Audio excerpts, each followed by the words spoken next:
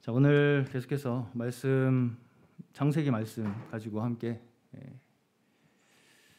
믿음에 대해서 더 생각해 보겠습니다.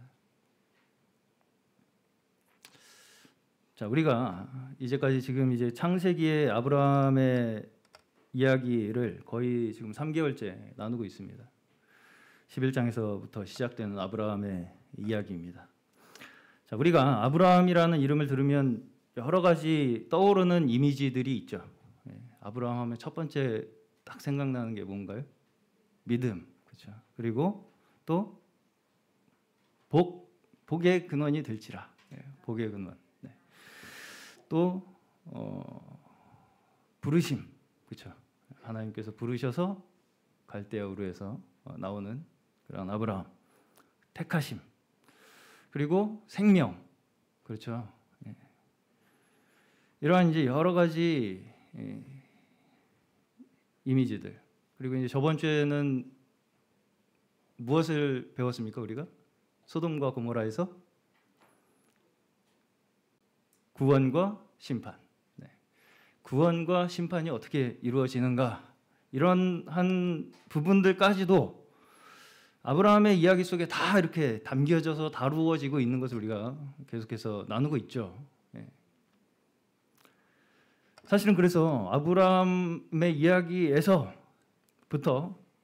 우리가 가져야 할 이 신앙에 있어서의 굉장히 핵심적이고도 중요한 원리가 되는 이야기들이 다 다루어지고 있다는 것입니다. 어서 오십시오. 먼 길 오시느라고 수고하셨습니다. 자, 창세기 12장 2절 3절 한 번만 다시 보겠습니다. 창세기 12장 2절 3절. 자, 우리 함께 한 목소리로 한번 읽어보겠습니다. 시작.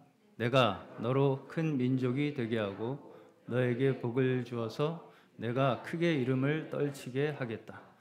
너는 복의 근원이 될 것이다. 너를 축복하는 사람에게는 내가 복을 베풀고 너를 저주하는 사람에게는 내가 저주를 내릴 것이다. 땅에 사는 모든 민족이 너로 말미암아 복을 받을 것이다. 아멘. 듣기만 해도 막 가슴이 벅차시죠. 자, 여기서 계속해서 근데 반복되는 한 가지 단어가 있습니다. 뭐? 복? 또? 너로? 또? 더 중요한, 너로보다 더 중요한 거 있어요. 내가입니다. 내가 너로 큰 민족을 이루게 하겠다. 복을 주어서 내가 너를 창대하게 하겠다. 내가 너를 복이 되게 하겠다. 그렇죠? 너를 축복하는 자에게는 누가 복을 내립니까? 내가 누구예요? 여호와 하나님. 너를 저주하는 자는 누가 저주합니까? 여호와 하나님이 저주하시는 거죠. 그래서 땅의 모든 족속이 너로 말미암아 복을 얻도록 내가 만들겠다. 맞습니까? 네. 여기 모든 약속과 이행의 주체가 누구입니까? 여호와 하나님이시죠. 네. 여기에 약속하시고 이행하시는 주체가 우리가 할 것이 전혀 없어요. 그렇죠? 다 내가 너를 그렇게 만들겠다. 그렇죠? 네. 자, 이 약속으로부터 하나님께서는 우리에게 믿음이 무엇인가를 가르치고 계시는 거예요, 지금. 이거를 우리가 반드시 좀 기억하셔야 합니다.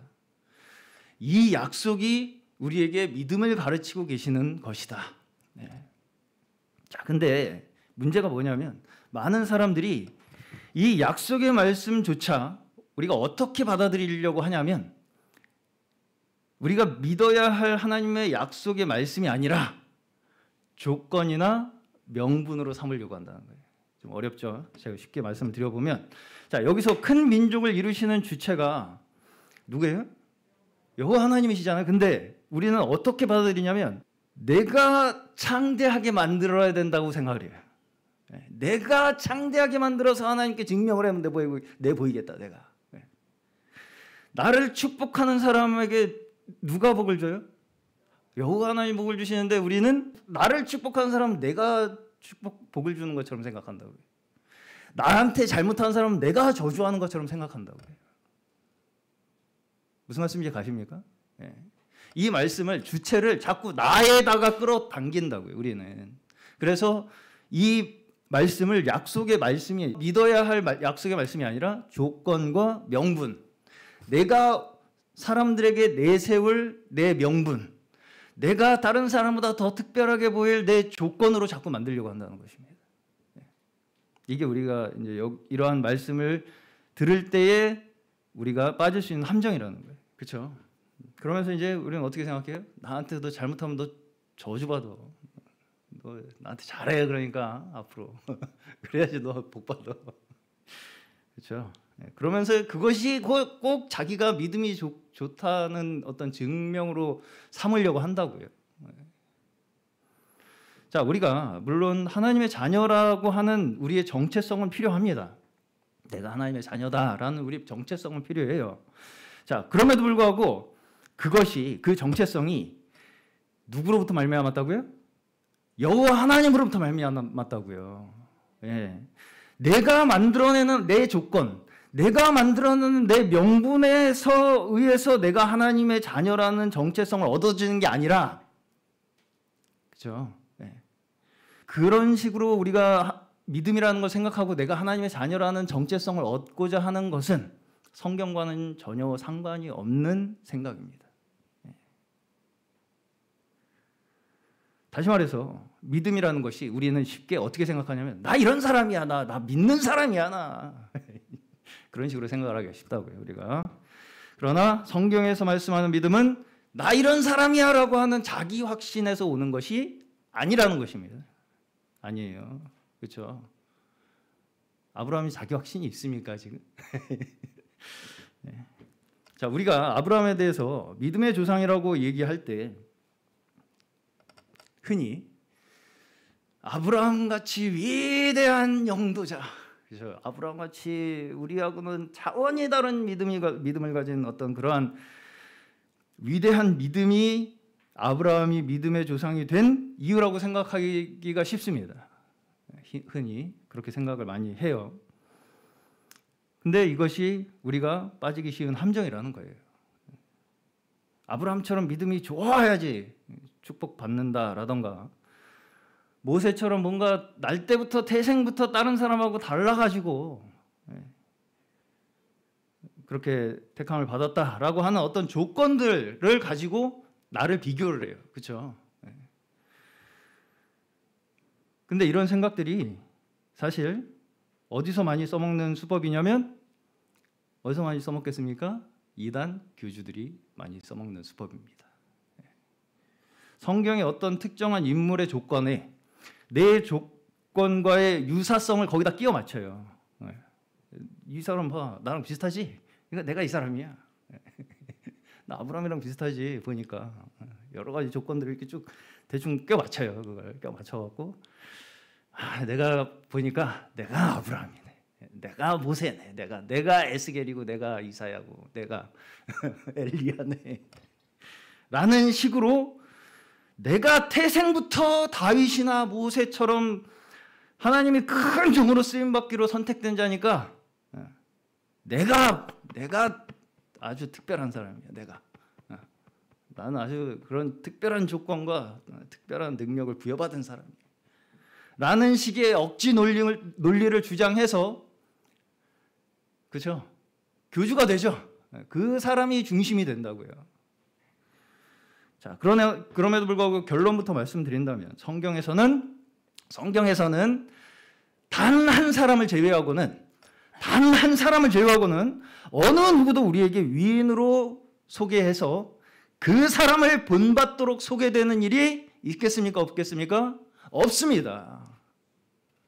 성경에서 어느 단 한 사람도 단 한 사람 외에 어느 사람도 우리에게 그 사람이 너희보다 특별히 잘난 위인이니까 그 사람 본받아 라고 제시되는 예가 없다고요.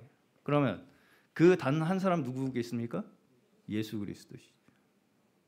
예수 그리스도 외에 우리가 위인으로 성경에서 제시되어서 그를 본받아야 한다라고 우리에게 가르치는 예가 없다는 거예요.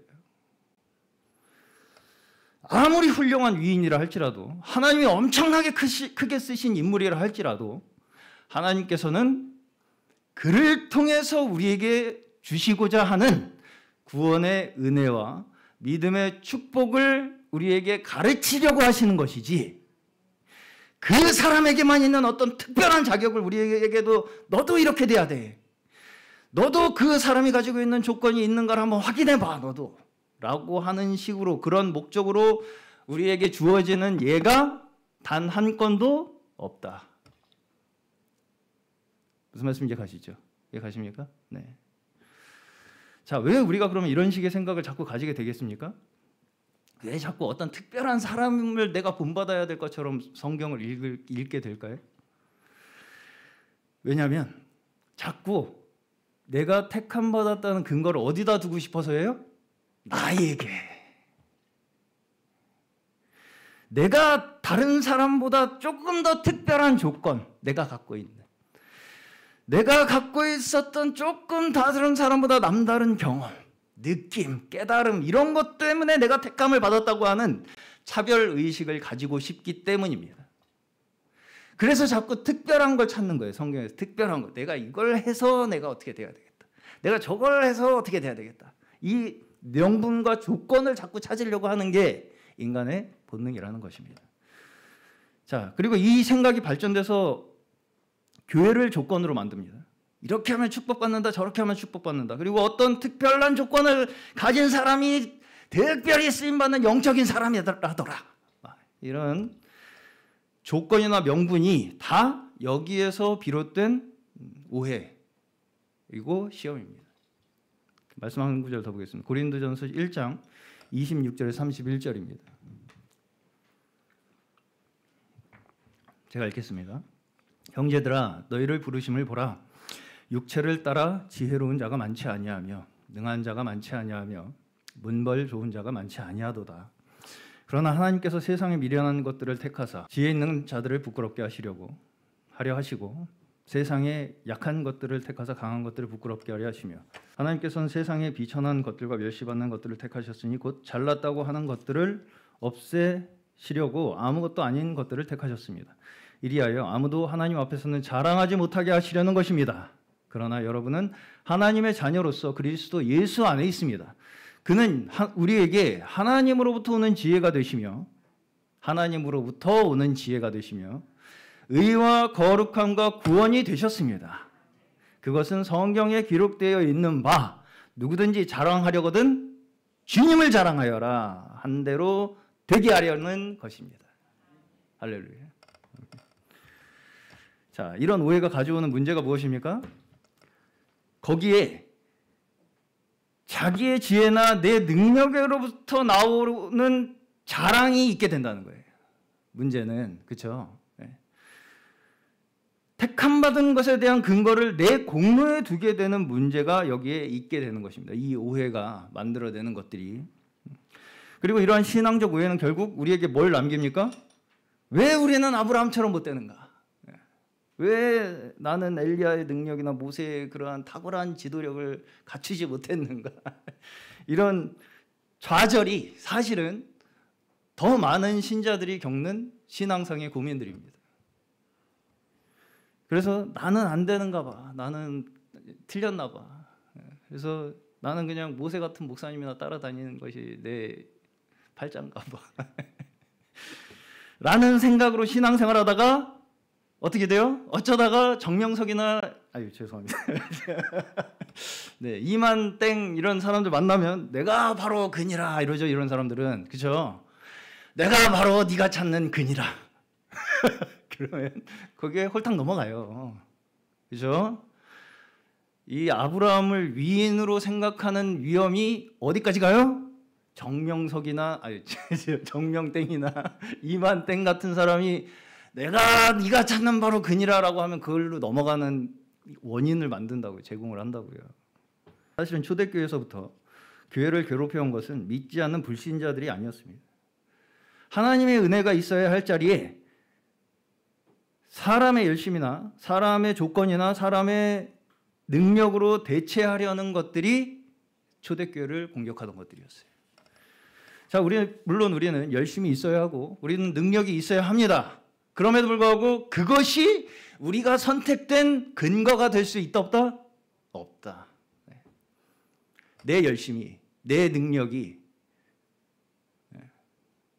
내 조건이 내가 선택되는 근거가 될 수는 없다는 것입니다. 자, 성경을 아무리 자세히 설명해주고 아무리 잘 이해시켜준다 할지라도 거기에 예수가 없이는, 예수라는 사건이 없이는 복음이 성립되지 않는다는 것을 우리는 기억해야 합니다.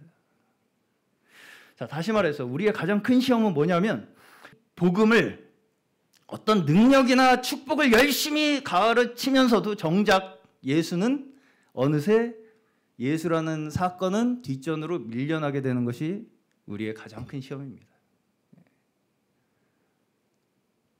복음을 막 효과는 엄청 막 얘기를 해요. 막 복음을 믿으면 이렇게 돼 저렇게 돼 하는데 정작 거기에 예수 그리스도라는 사건은 쏙 빠지게 된다고 해요. 잘못하면. 그러면서 뭘로 대체합니까? 내 열심, 내 공로, 또 주로 어떤 특별히 선택된 것 같은 그런 사람.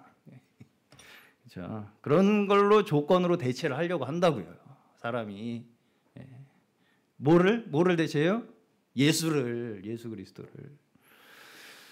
자, 이런 것들이 우리가 생각하기에는 사소한 것이라고 생각이 드실지 모르겠지만 아브라함과 같은 인물들에 대해서 우리가 뭔가 그 사람이 특별한 사람이라고 생각하는 데서부터 시작하는 것들이 이렇게 극단적인 문제로까지 이어지게 될 수 있다. 이것을 우리가 기억하셔야 할 것이라고 생각합니다. 자, 오늘 아브라함의 사건은 아비멜렉이라는 왕에게 아브라함이 또 한 번 아내 사라를 빼앗길 뻔한 사건이 나옵니다. 이 유사한 사건이 어디서 나옵니까? 창세기 12장. 이집트의 왕 바로에게도 유사한 사건이 한 번 있었습니다. 자, 어떻게 생각하십니까? 아브라함이라는 사람 참 해도 참 너무하네요. 지금 방금 19장에 뭐 겪었어요? 아브라함이 소돔과 고모라에서 가마에서 연기가 치솟는 것 같은 멸망하는 사건을 겪었잖아요. 그렇죠? 근데 또 어때요? 12장 그 일을 또 하죠. 똑같이 또.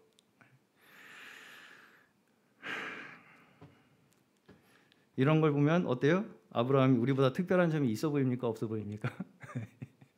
없어 보이죠. 자, 그러나 여기서 이제 우리가 한 가지 좀 짚고 넘어갈 것이 뭐냐면 이 아비멜렉이라는 왕을 통해서 겪었던 이 사건과 이집트의 사건과는 형태적으로는 유사하지만 여기서 가르치시는 의미는 조금 다릅니다. 자, 이집트 사건을 보시면 그 사건의 어떤 이 설명이 지금 20장보다 훨씬 단순해요. 그래서 이 문제의 해결이 어떻게 됩니까? 바로에게 내려진 재앙으로 그냥 해결이 돼 버립니다. 그렇죠? 자, 여기서 이제 바로나 아브라함이나 여기까지는 12장까지는 큰 차이가 없어요. 둘 다 아리까리합니다. 이게 하나님의 뜻인가? 그러면서 어렴풋이 이 사건들을 통해서 어렴풋이 이제 깨달아가는 것이 12장의 이집트의 사건입니다. 그래서 이제 주로 이 사건은 이집트에서의 12장의 사건은 아브라함에게 하나님께서 믿음을 가르치시기 위한 것이 목적이라고 말할 수 있습니다. 아브라함에게 믿음을 가르치시기 위한 것. 자, 근데 이제 두 번째 20장의 아비멜렉의 사건에서는 하나님께서 어떻게 역사를 하세요 지금? 아비멜렉의 꿈에 나타나시죠. 아비멜렉의 꿈에 나타나셔서 아비멜렉과 하나님이 대화를 하는 것을 우리가 볼 수 있습니다. 자, 여기서 아비멜렉은 마치 이제 18장에서 하나님께 정의를 요구하던 아브라함과 비슷한 말을 합니다. 잘못한 것이 없는 의로운 백성을 멸하시렵니까? 이런 이제 항변을 하죠. 18장에서부터 20장까지의 내용이 그렇기 때문에 소돔과 고모라 그리고 이 아비멜렉 이 사건이 이어진 것이 우리가 보기에는 별개의 사건인 것처럼 보이실지 모르겠지만 사실은 한 가지를 우리에게 증거하기 위한 것인데 그게 뭐냐면 하나님께서 이 땅에 세우시고자 하는 참된 정의가 무엇인가 이것을 우리에게 말씀하시고자 하는 거예요. 자, 저번 주에 저희는 소돔과 고모라의 롯의 가족들을 둘러싸고 일어나는 이 일들을 통해서 하나님의 하늘 보좌에서 이루어지시는 그 하나님의 판결, 하나님의 심판이 공정함을 증거하시기 위한 것이다. 이렇게 말씀을 드린 바가 있습니다. 롯의 가족들을 통해서. 자, 여기서 이제 보시면 롯이 소돔과 고모라의 심판에서 어쨌든 구원됐지 않았습니까? 그리고 이제 후에 사도 베드로가 그를 의인이라고 평가를 하고 있습니다. 그 이유를 그런데 이제 사도 베드로가 뭐라고 설명을 하고 있냐면 그가 그곳의 죄악에 의해서 그의 심령에 고통이 있었기 때문이다. 이렇게 그가 의인이라는 근거를 이야기를 하고 있어요. 그렇죠? 자, 그러면서 이제 롯이 그 소돔 사람들이 그 이제 손님들이 방문했을 때 그 손님들 내놔라. 내가 그들을 상관하겠다라고 할 때 그들을 보호하기 위해서 롯이 어떻게 합니까? 자기 딸들을 내주겠다고 하잖아요. 그 자기 딸들을 대신 내놓겠다고 했던 그 심정에 대해서 이제 제가 저번 주에도 지나가면서 말씀을 드린 것이지만 우리는 이제 쉽게 이 롯의 행동에 대해서 어떻게 사람이 그럴 수가 있냐, 어떻게 자기 딸을 그렇다고 아무리 그래도 사람이 내놓겠다고 할 수가 있느냐라고 하는 이 정죄의 관점에서 이제 주로 바라보게 되는데 저는 이 말씀을 제가 묵상하면 할수록 저는 어떤 것이 느껴지냐면 롯이 그 죄악된 상황 가운데서 이러지도 저러지도 못하는 이 상황, 그렇죠? 이 죄악된 세상 속에서 나조차도 사실은 그 죄악된 구조 속에서 대안을 찾은 것이 자기 딸을 내놓겠다는 그 심정 자체가 사실은 하나님께서 그가 그 가운데서 지금 고통을 당하고 있다라고 보신 그 근거가 아닐까 그렇게 생각이 들었습니다. 자, 더 나아가서는 하나님께서 예수를 우리에게 보내신 것 또한 어떻습니까? 어때요? 하나님께서 우리를 이 죄악 많은 세상 가운데 우리를 구원하시기 위해서 누구를 보내셨어요? 예수 그리스도를 보내셨잖아요. 그 죄악을 해결하시기 위하여 택하신 그 어쩔 수 없는 하나님의 선택, 그 하나님의 고통, 하나님의 슬픔, 그것이 사실은 우리가 지금도 사실은 여전히 우리가 살아가는 세상 속에서 계속해서 맞닥뜨리게 되는 현실과 같다라는 것을 우리에게 말씀하고 계시는 거예요. 그렇죠? 그렇습니까? 네. 뭐냐면 우리는 하나님의 택하심을 받은 자들로서 이 땅에 살아가면 뭘 느낀다고요? 내가 이 죄악된 세상 가운데 보내심을 받은 자라는 걸 깨닫는 자들이라고요. 네. 우리는 쉽게 너 그러면 안 되지. 어떻게 너 그럴 수가 있어. 라고 하는 명분으로 상대방을 정죄함으로써 그 문제에서 나만 쏙 빠져나오려고 해요.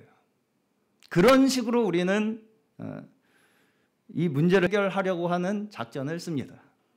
그렇죠? 너 그러면 안 돼. 라고 하면서 나는 거기서 쏙 빠져나오려고 하잖아요.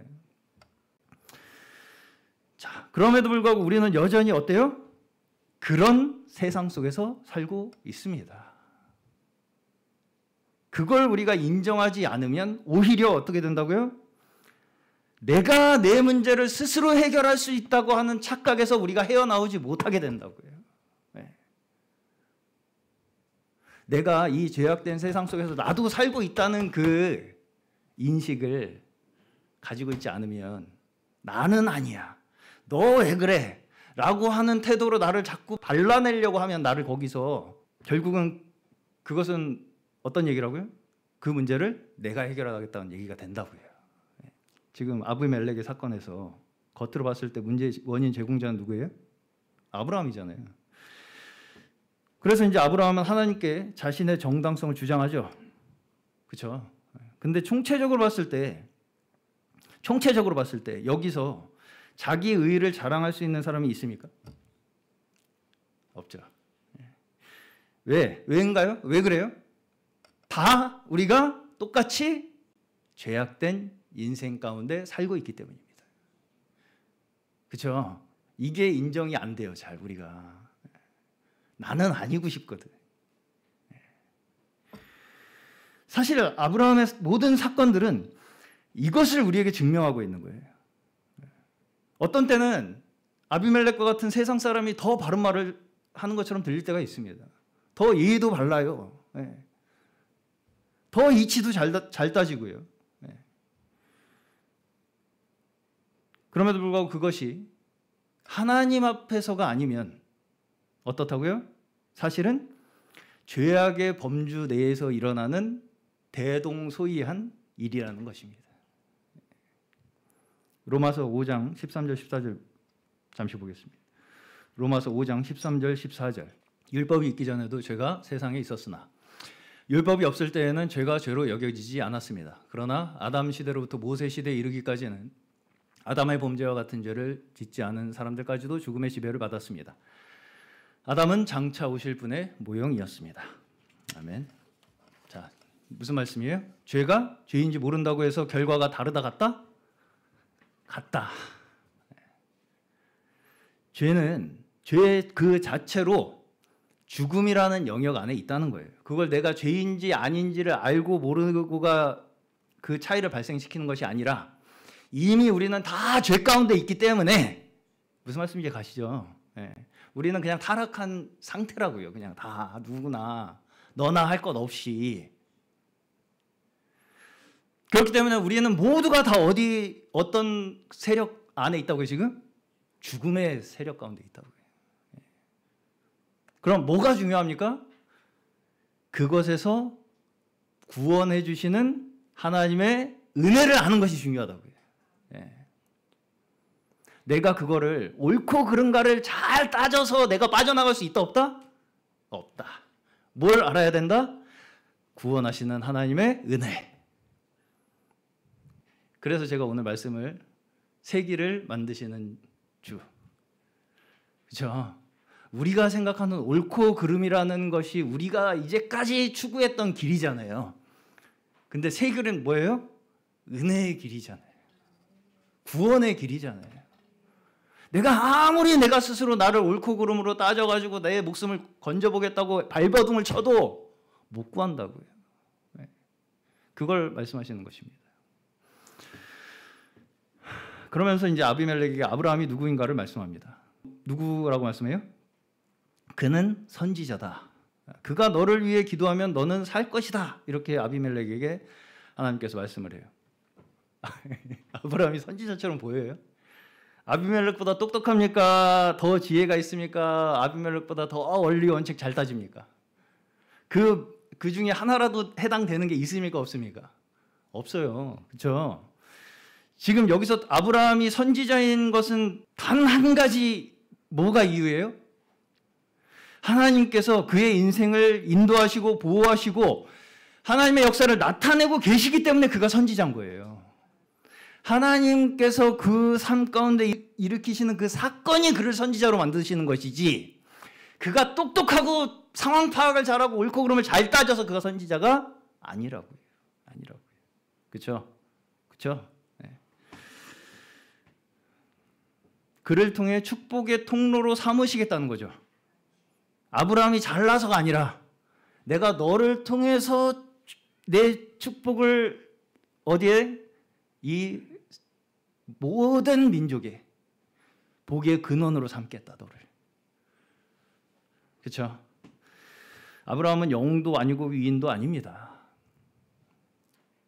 단지 하나님께서 우리에게 믿음을 가르치시기 위해서 먼저 택하신 자예요. 그러면 우리도 어때요? 하나님께서 우리의 현실 속에 보내신 다 뭐예요? 아브라함들이죠. 믿으십니까? 아브라함들이신 줄로 믿으시길 바랍니다. 자, 19장 29절에서도 롯의 구원에 대해서도 한마디의 단서가 붙어 있는데 뭐냐면 하나님께서 아브라함을 기억하셔서 롯을 구원하셨다는 거예요. 19장 29절을 보시면 창세기. 롯을 왜 구원하셨느냐? 하나님께서 아브라함을 기억하셔서. 자, 20장 17절에서도 아브라함이 기도하니까 아비멜렉과 그의 아내들과 여종들의 태를 열어주셔서 아이를 가질 수 있게 되었죠. 자, 다시 말해서 아브라함을 통해서 지금 하나님께서 뭘 하고 계세요? 그에게 관계된 사람들에게, 그를 축복하는 자에게 축복하시고 그를 저주하는 자에게 저주가 임할 것이라고 하는 그 말씀을 그 주변 사람들뿐 아니라 누구에게도 가르치고 계세요 지금? 누구에게도 가르치고 계세요? 아브라함에게도 가르치고 계시고. 아브라함이 자기가 그럴 줄 알아요? 몰라요? 몰라요. 그런 사건을 계속해서 하나님께서 일으키심으로 말미암아 그 삶 속에서 아브라함이 제일 그걸 믿게 되는 거예요 지금. 그리고 아브라함에게 일어나는 사건들을 통해서 그 주변에 있는 사람들, 심지어 아비멜렉조차, 아비멜렉의 가족들조차 미치고 있죠. 그 영향이, 축복이. 우리 모든 성도님들의 권속들, 가족들, 식구들에게 이 축복이 미치시기를 축원합니다.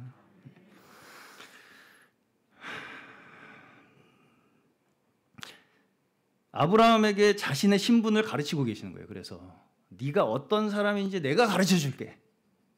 지금 아브라함은 모르잖아요. 내가 어떤 사람인지 지금. 아직도 내가 살아보겠다고 아내를 팔아먹잖아요. 지금. 아브라함은 결코 혼자 복이 될 수 없습니다. 그렇죠? 복의 근원이라는 것은 그로 말미암아서 복이 시작되어서 세상에 퍼질 것이라는 말씀입니다. 그리고 그 약속의 증거는 누구로 얻어져요? 이삭으로 얻어져요. 그러니까 한마디로 이삭이 없이는 아브라함은 아무것도 아니에요. 그렇죠? 이 아브라함이 아무리 민족의 조상, 열국의 아비, 뭐 믿음의 조상이 된다고 혼자 자부심을 가져도 이삭이 없이는 아무것도 안 된다고요. 그렇죠? 네. 그를 통해서 바다의 모래와 같은 자손들, 하늘의 별과 같은 자손들을 이루시고 모든 민족으로 복을 얻게 하시기 위해서 하나님께서 계속 지금 아브라함을 부르시고 인도하시고 가르치시고 계시는 목적이 뭐예요? 뭘 얻기 위해서? 이삭을 얻기 위해서. 이삭. 아브라함이 혼자 믿음의 조상이 될 수 없고 열국의 아비가 될 수 없습니다. 결코 그가 아무리 훌륭한 위인이라 할지라도 이삭이 없이는 그 아브라함은 위인이 될 수 없는 사람이에요. 그렇죠? 이삭을 주심으로써 그를 믿음의 조상으로 삼으신 것입니다. 하나님께서. 자, 이삭은 아브라함의 자녀죠. 근데 아브라함이 보기에 어떻겠습니까? 이삭을 볼 때 내 자녀로만 보이지 않겠죠. 이삭은 단순한 자녀가 아니라 하나님의 약속이에요. 아브라함에게 있어서 복의 증거입니다. 자신의 힘으로 얻은 자녀가 아니죠. 자기와 사라 사이에서 태어난 아들이지만 그는 아들 이삭을 보면서 뭘 자꾸 상기시키겠어요? 하나님의 축복의 약속. 아브라함을 위인으로 만드는 것이 위험한 이유를 아시겠습니까? 자, 우리 또한 혼자 영적인 위대한 인물이 될 수 있다 없다? 없다는 것입니다. 내가 아무리 혼자 뭘 잘 깨달아서 뭘 잘 다 알아 막 원리 원칙 막 옳고 그름 잘 따져 난. 될 수 있다는 것입니까? 없다는 것입니까? 그것이 우리에게 가르치시는 믿음이 아니라는 거예요. 아니라는 것입니다. 예수가 있기에 우리 또한 복의 근원이 되는 거예요. 믿음의 조상이 되는 이 근거가 어디에 있어요? 예수 그리스도가 있기 때문에. 근데 우리는 자꾸 어디에 빠져요?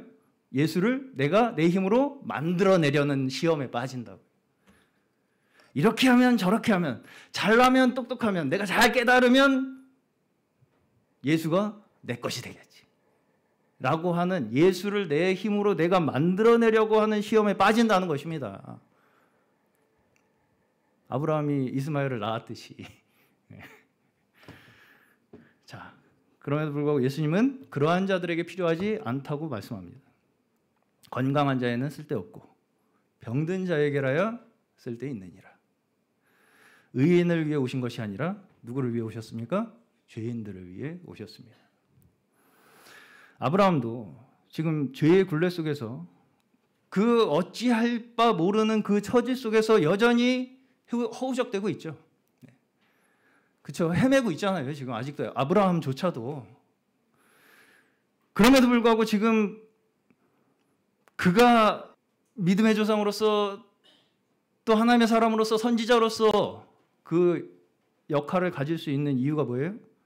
하나님께서 그를 끝까지 붙들고 놓지 않으심으로써 하나님께서 택하신 자들을 친히 가르치고 인도하시기 때문에 끝까지 결국은 약속의 땅으로 이끄시고 복의 근원이 되게 하시고 믿음을 증거하게 하시기 때문에 아브라함이 하나님의 택한 자로서의 자격을 갖게 되는 것입니다.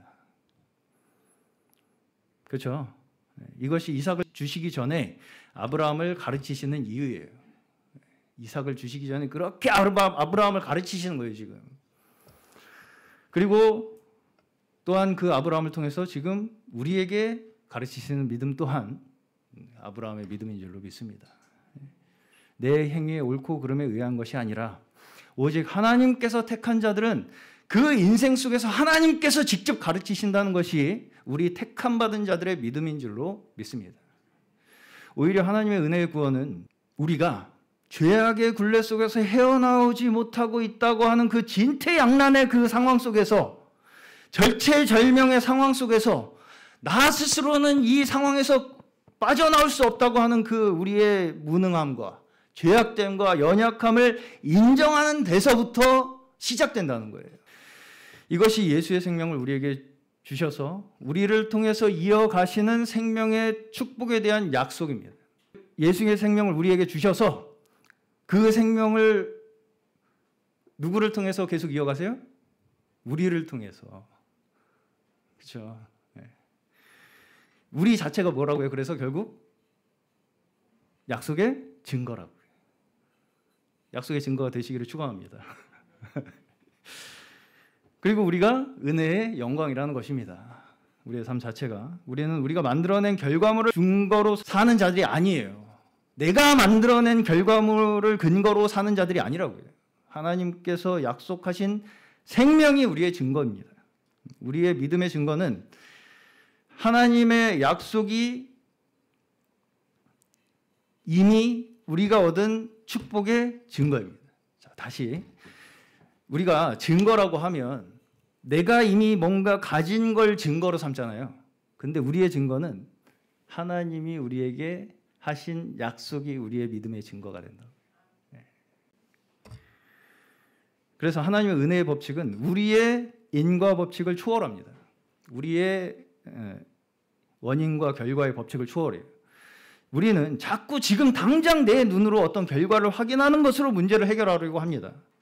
그러나 그렇게 우리가 추구하는 방법은 불안과 공포밖에 남지 않습니다.